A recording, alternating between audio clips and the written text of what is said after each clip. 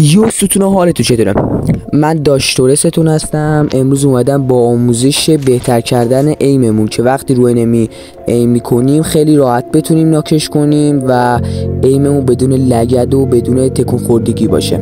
تو هم اگه دوست داری ایمت مثل من باشه و روی انمی قفل کنه همه بهت بگن چیتر، پس تا آخر ویدیو همراه من باش.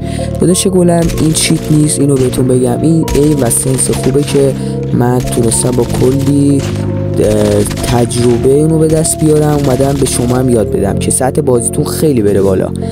و ببینید دقت کنید از چه رنجی داره میزنه، واقعا خوبه. هم اتچمنت هم بهتون میدم که مناسبه. و اگه بریم برای آموزش، لیتس گو. خب بچه ها وارد تنظیماتمون میشیم، گزینه‌های بیسیک و این گزینه‌ها که بهت میگم رو روشن کنید. ایم اسیس حتما آن باشه، اولین گزینه.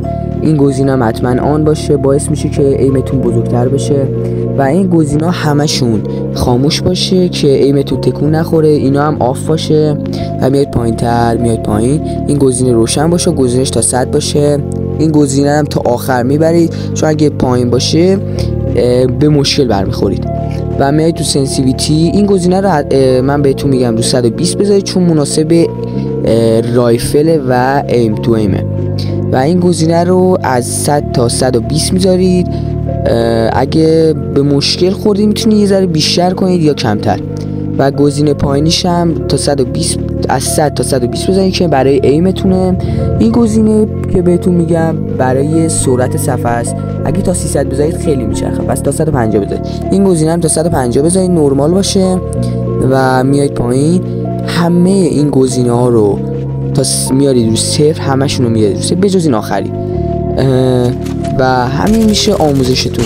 آموزش ایمتون مثل من میشه، باید با کلی تمرین تکرار، مثلا باید بیاید بات اضافه کنید به این بخش مپ تمرینی، اینجوری ایمتون رو تمرین کنید. و اگه به مشکل خوردید یه ذره برید اون تنظیماتی که بهتون گفتم و بالا پایین کم و زیاد کنید، درست میشه. اشکالی داشت به آخر ویدیو رسیدیم. اگه از این ویدیو خوشتون اومده، آموزشی بود، خیلی ممنون میشم چنل منو ساب کنید و این ویدیو رو لایک کنید. چیزی تا یکای شدنمون نمونده، قلب منید.